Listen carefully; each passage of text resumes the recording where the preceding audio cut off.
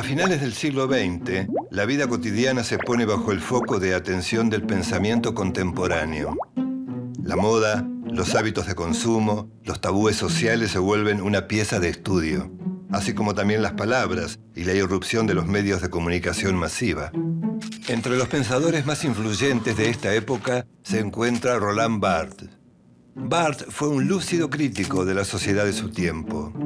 El centro de sus reflexiones fue delimitar las diferencias entre naturaleza y cultura y aportar nuevas miradas sobre estos fenómenos. Analizó el lenguaje como instrumento de dominación de las clases burguesas y como intento ilusorio por construir una realidad. Al mismo tiempo reivindicó la responsabilidad y la libertad del lector para interpretar libremente los textos. La irrupción del lector, según Barthes, determina lo que llamó la muerte del autor. Fue uno de los intelectuales franceses más populares de los últimos 40 años y su influencia llega hasta nuestros días.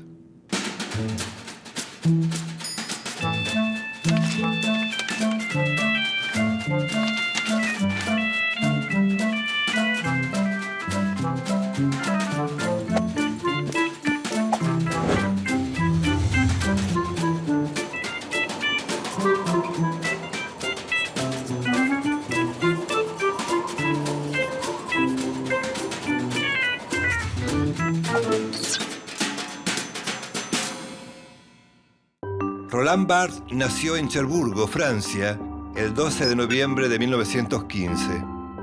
Huérfano de padre desde muy pequeño, pasa largas horas solo mientras su madre trabaja. Esos recuerdos de infancia siempre lo acosaron y lo unieron muy fuertemente a ella. A los 19 años se enferma de tuberculosis y es enviado a los Pirineos. Un año después, regresa a París e ingresa a la Sorbonne a estudiar letras. A comienzos de los años 40, toma contacto con el estructuralismo. Se acerca al estudio de las nuevas corrientes literarias y a la semiología. Las lecturas de Sartre, Marx y Brecht lo inducen al estudio de la mitología social que incluye en su gran obra, El grado cero de la escritura, de 1953. Su influyente libro El sistema de la moda estudia la relación entre los tabúes sociales y las vestimentas. Desde sus primeros escritos, Barthes aborda el tema del lenguaje y quiere despejar una confusión instalada en el pensamiento occidental.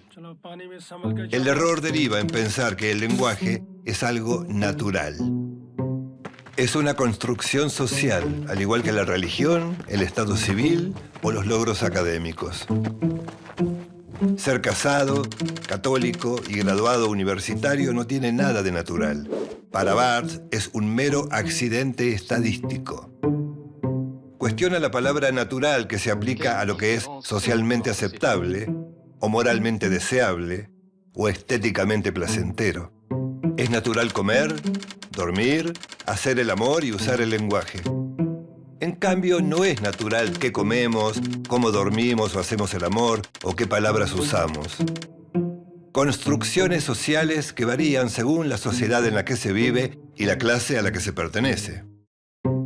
Uno de los ensayos de mitologías se ocupa de el mundo del catch, un deporte popular, o sea, una actividad no intelectual. El catch no es una pelea real, sino una simulación. Y ese es su atractivo. En ese juego de simulación también participa el público. La particularidad es que nadie se engaña. Lo mismo sucede en el teatro. Un espectador sabe que el actor que hace de Otelo quizá no sea negro y con seguridad no matará a la actriz que encarna a Desdémona. Catch y teatro ponen en escena signos. Y los signos no tienen un contenido real. Un luchador de catch le pega a otro luchador y lanza un grito. El luchador que cae hace gestos de dolor, pero no son reales, son solo efectos. Lo mismo sucede con los gestos y actitudes en la vida cotidiana, porque todas las formas de comunicación son artificiales, funcionan dentro de una estructura. Y la estructura funciona solo porque vivimos en sociedad. Es decir, dentro de la estructura social, las relaciones están reguladas por normas. Saludamos de determinada manera y marcamos nuestro enojo no respondiendo las llamadas. Según el lingüista Ferdinand de Saussure, los signos no son naturales. Más aún, son esencialmente arbitrarios. Barthes afirma que la palabra arbitrario puede sonar a irracional. Y los signos no son irracionales, los signos son inmotivados. Los semáforos indican cuándo uno debe detenerse o seguir. No hay ninguna relación entre el color verde y seguir, ni el color rojo y parar. Es una convención. La misma convención puede verse en los luchadores de catch. El malo suele ser feo, desleal y desagradable y provoca la repulsa del público. El bueno es un caballero esbelto, viste de manera atractiva, respeta las reglas y goza del favor del público. En su libro El sistema de la moda, Barthes profundiza sus estudios sobre estos signos, las convenciones y sus significados. Pone como ejemplo al artista rebelde que se viste con jeans gastados y un suéter viejo en una convención cuidadosamente justificada. Estas convenciones en el vestir están determinadas por los tabúes del artista. Los tabúes señalan que ciertas ropas crean una imagen de nosotros a los ojos de los demás. Estas reflexiones se agrupan en lo que se da en llamar la semiología de la vida cotidiana. Según Barthes, ella es una escuela de honestidad intelectual. Todos deberíamos aceptar que los signos mediante los cuales proyectamos nuestra imagen son una expresión de una elección consciente. Esta postura de Barthes se asemeja a la idea de mala fe que desarrolla Jean-Paul Sartre. Sartre decía que los seres humanos nacen libres y saben que lo son, pero a veces no asumen sus responsabilidades e intentan culpar a sus padres o a la sociedad de sus desdichas. Describe este fenómeno como mala fe. La semiología de la vida cotidiana de Barthes se acerca a esa idea sartreana de la libertad. Todos somos libres, pero no nos animamos a ejercer esa libertad. Esa libertad se aplica a qué vestimenta usamos y también a la forma de hablar que elegimos, a los lugares que frecuentamos o a los círculos a los cuales pertenecemos. En su libro Elementos de Semiología, Barthes ataca la tendencia a considerar el lenguaje como un medio neutral de comunicación. Esto puede verse más claramente en la literatura. Los textos literarios no tienen un significado final, comprensible y aceptado por todos. Son signos y como tal pueden ser interpretados. Cuando leemos una novela tomamos contacto con personajes y situaciones ficticias que no existen. Las novelas no hablan de la vida real, ni siquiera tienen un mensaje preciso sobre qué significa, por ejemplo, el amor desdichado de Madame Bovary. Según Barthes, la claridad de un texto literario no puede ser considerada una virtud como interpreta la tradición cultural. La virtud de un texto está precisamente en que sea una lectura dificultosa y poco comprensible. Por eso Barthes ataca al realismo como escuela literaria. El realismo es una idea burguesa que acepta que el mundo puede ser descrito de manera fidedigna. Barthes denuncia la resistencia de la crítica académica a la ambigüedad del lenguaje literario. La escritura literaria, según Barthes, es simbólica. Por lo tanto, no puede ser del todo clara. Tampoco tiene que cargar con las ataduras históricas o biográficas, por ejemplo, que tal historia desgraciada se debe a que el autor había enviudado. Para Barthes existen tres herramientas formales de las que se vale el escritor: la lengua, el estilo y la escritura. La lengua es un objeto social por definición.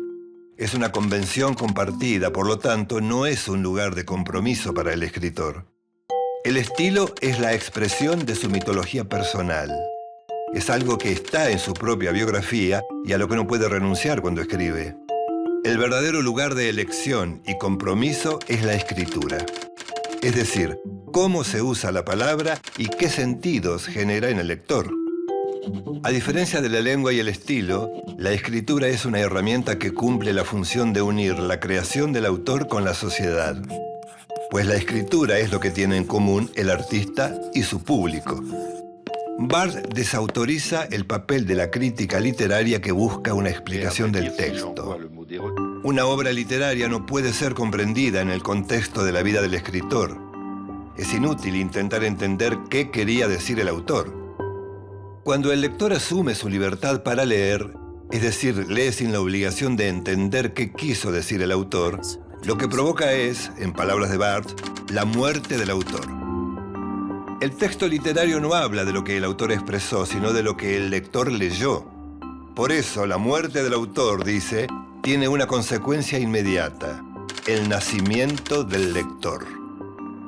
El lector extrae los sentidos de un texto, pero estos sentidos pueden cambiar de un día para el otro, como cambia de un lector a otro. Sostiene que la libertad del lector es lo que da sentido a un texto.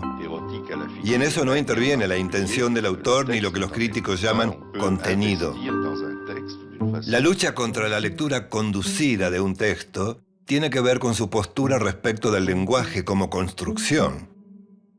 Por eso afirma con contundencia: el lenguaje no es reaccionario ni progresista, es simplemente fascista. Para Barthes, cuando una obra literaria expresa únicamente lo que se supone que quiso decir el autor, no queda lugar para el desacuerdo. Es decir, impone su discurso.